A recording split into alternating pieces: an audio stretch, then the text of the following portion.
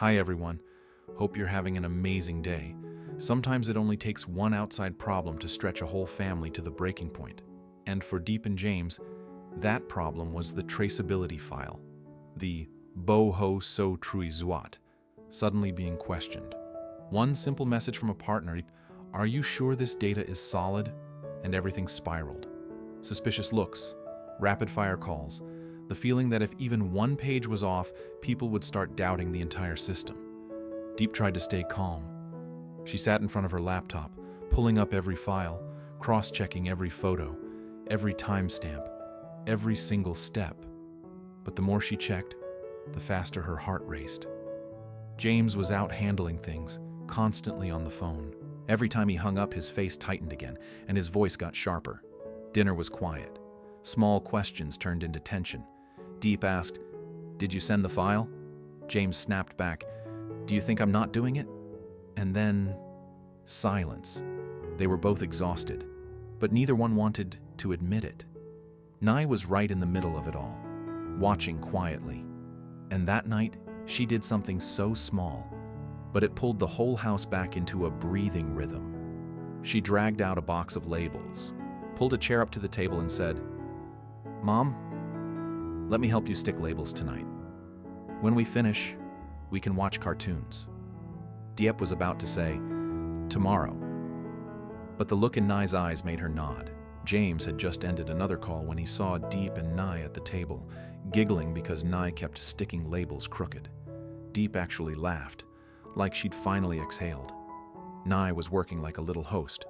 "Label number 1, label number 2. This one goes on the prettiest veggie box." Diep teased, "This label is for the box that's not allowed to make Mom sad." Ly tilted her head. "Boxes can make you sad?" And the two of them laughed again. The sound of tape ripping, rip, felt weirdly warm. James stood in the kitchen doorway for a moment. He didn't say anything, but his eyes softened. He walked in, set down an extra roll of tape, and quietly joined them.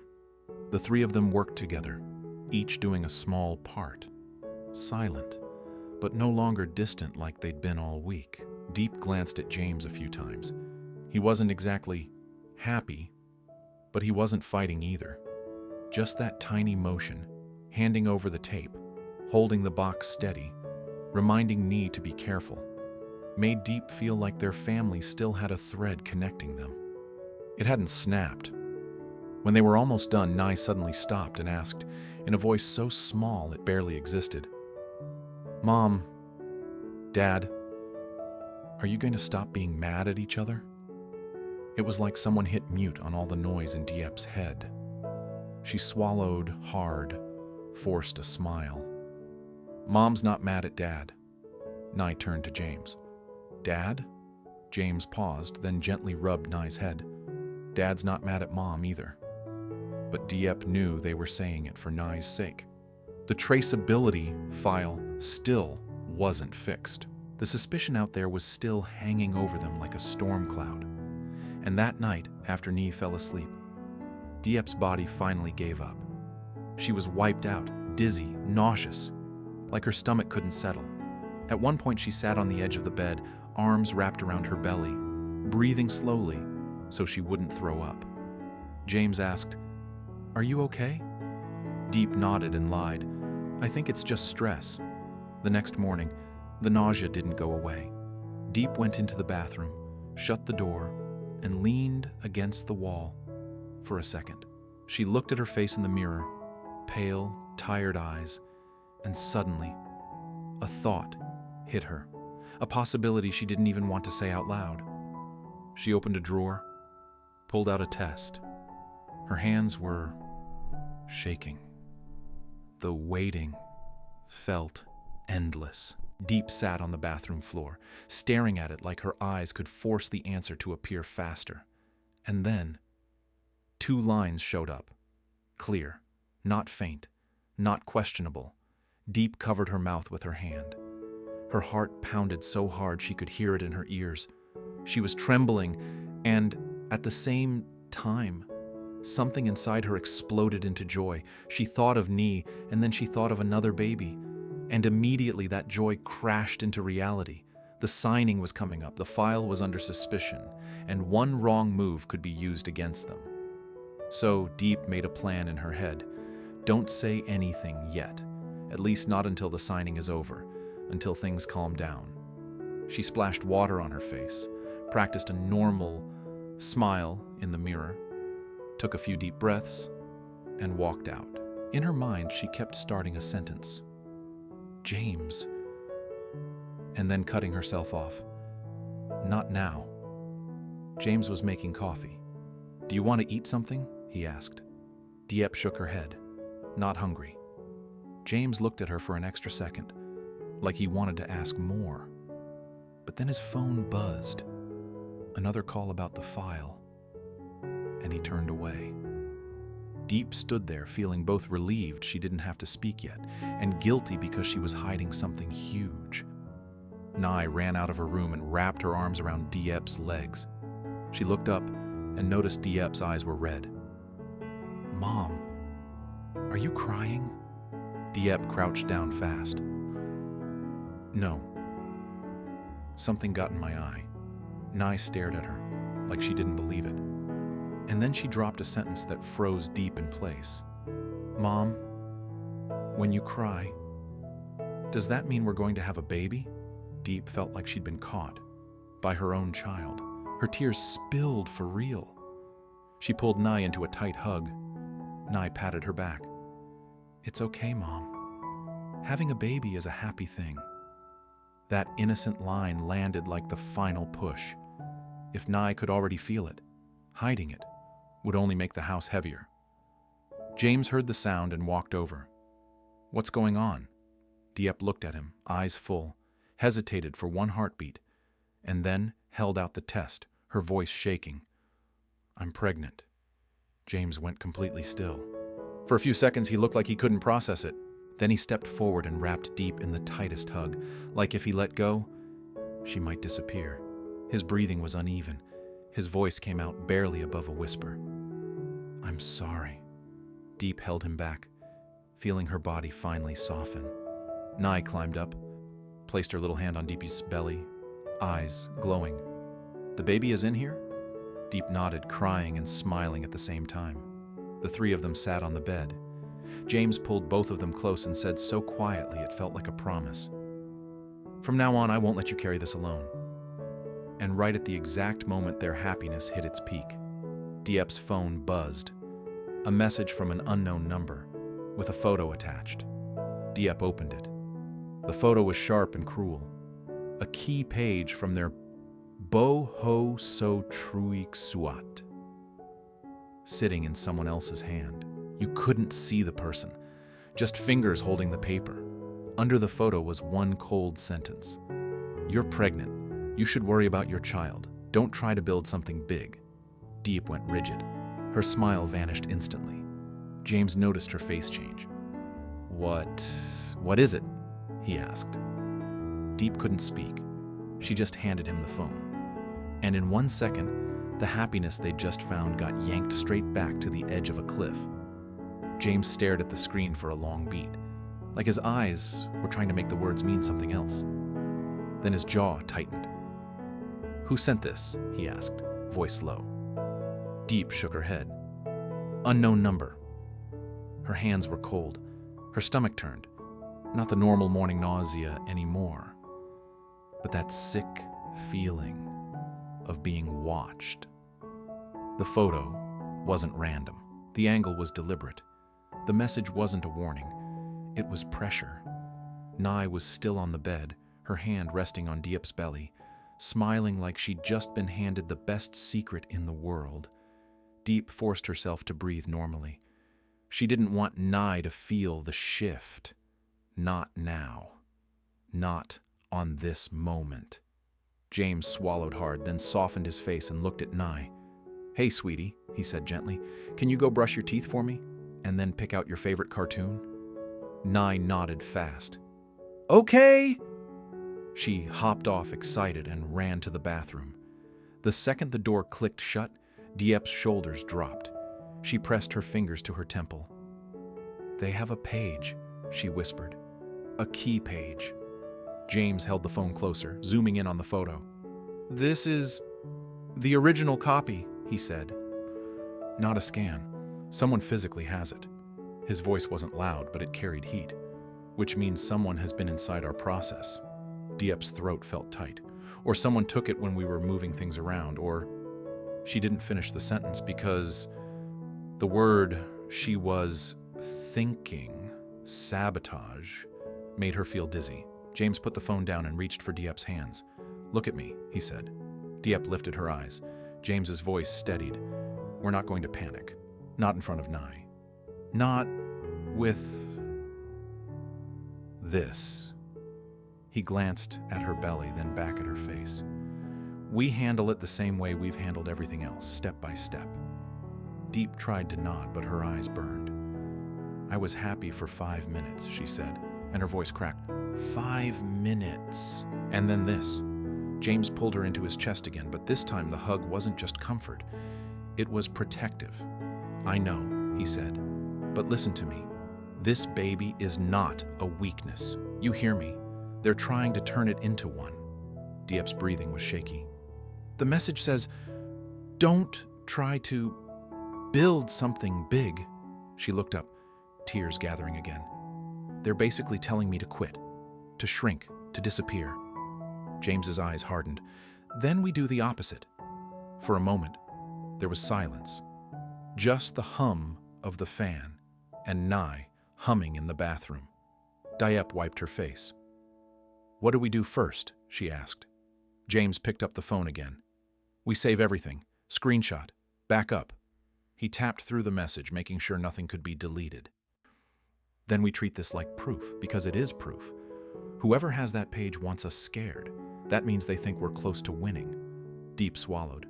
"But if they really have it, they can mess up the signing. They can claim our file isn't complete." James nodded slowly.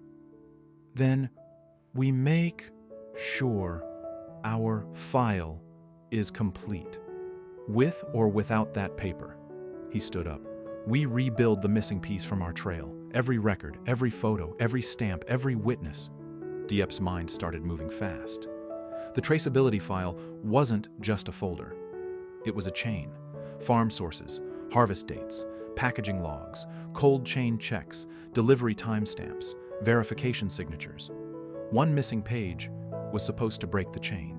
But if they could prove the chain with multiple layers, the missing page would become an inconvenience, not a collapse. Diep took a breath. "We have the digital scans." James nodded. "And we have people. Tu, the packing team, the driver, anyone who can confirm the process." He looked at her. "We're going to make it impossible for them to rewrite reality." Diep was quiet for a second. Then she asked the question that had been sitting in her chest since the test turned positive. "James, why now?" Her voice was small. Why did they wait until this moment? James didn't answer immediately. He turned his gaze away like he was replaying the past few weeks, every argument, every phone call, every small problem that suddenly became big. Then he said, "Because they saw the cracks." He looked back at Diep. "They saw we were tired. They saw we were fighting. And they thought if they pushed one more time, we'd break." Diep's eyes filled again, but this time the tears weren't just fear. They were anger. "And I almost did," she admitted. "I almost kept quiet about the baby. I almost carried it alone." James stepped closer. "No," he shook his head. "Not anymore." His voice softened, and his hands rested gently on her shoulders. "I meant what I said. I'm not letting you carry this alone." They heard Nye's footsteps. Instantly, both of them changed their faces like flipping a switch. Nye popped in, toothbrush in hand, foam on her lips, and pointed dramatically at Diep's belly. Mom," she whispered like it was the biggest secret, "I'm gonna be the best sister ever." Diep laughed, real laughter, even through the heaviness. "I believe you," she said, wiping under her eyes. Nye climbed up again and leaned her cheek on Diep's stomach like she could hear something. "Hi, baby," she said seriously. Don't be scared. I'm here. James's throat tightened. He turned away for a second and blinked hard. Then he sat down beside them and forced a smile. Okay, he said, clapping once. Cartoon time. But even while the cartoon played, Diep's phone sat face down on the bedside table like a bomb that hadn't gone off yet. Later, when Ly was distracted with her show, James leaned in and spoke quietly. We're going to do 2 things today, he said. 1, secure our evidence. 2, figure out how that page left our hands. Diep nodded. I can list everyone who touched the file. James shook his head. Not just the file, the room, the printer, the bag it was stored in, the moments we moved it. He paused. And also, who benefits? Diep didn't say the name out loud, but her mind flashed to the same person it always did when things got weird. Someone who smiled too easily, who hated seeing Diep grow, who had already tried to corner them before. Still, Diep didn't want to accuse without proof. Not this time. She took her phone and opened a notes app. Timeline, she wrote. When was the page last seen? James started listing. The night we printed the final batch. The morning we put everything into the folder. The time we showed the partner's rep, the documents. The moment we packed it into the bag for transport. Diep wrote everything down, line by line. The more concrete the list got, the less her body shook. Because fear thrives in fog, and they were clearing the fog. Then James said something that made Diep stop typing. Also, he said, we need to protect you. Diep looked up. Protect me? James nodded. Stress, pregnancy, you can't keep taking hits like this. He spoke carefully, like he was choosing every word. I'll handle the calls. I'll handle the confrontations. You focus on the evidence and your body. If you feel dizzy, you sit. If you feel nauseous, you stop. Diep almost argued. Her instinct to gong kicked in. But then she remembered the hug, the promise. She exhaled. Okay, she said quietly. But I still want to be in control of the file. You will be, James said. I'm not taking it from you. I'm standing next to you. That line, standing next to you, hit Diep in a place she didn't realize was aching. By noon, their apartment looked like a small war room. Papers spread across the table, laptop open, phone charging, a checklist taped to the wall. Diep pulled up the digital scan of the missing page and compared it to the rest. James called Tu to confirm signatures. Then, he called the driver to verify timestamps. Diep messaged the packing team for photos of the sealing process.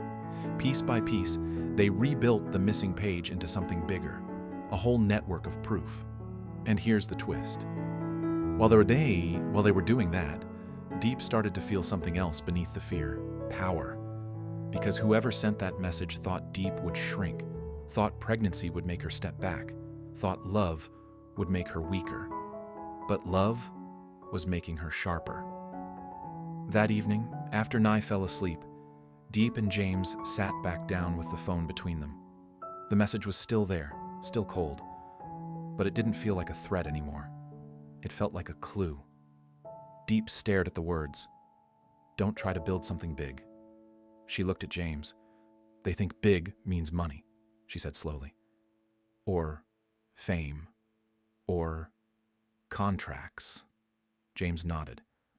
But big for you has always meant doing it right. Diep's eyes softened. Big is having a system that protects farmers. Big is not letting people cheat and ruin trust. Big is Ly seeing her parents stand up and not fold. James reached across the table and placed his hand on hers. Then we build it, he said. Even bigger. Diep took a deep breath.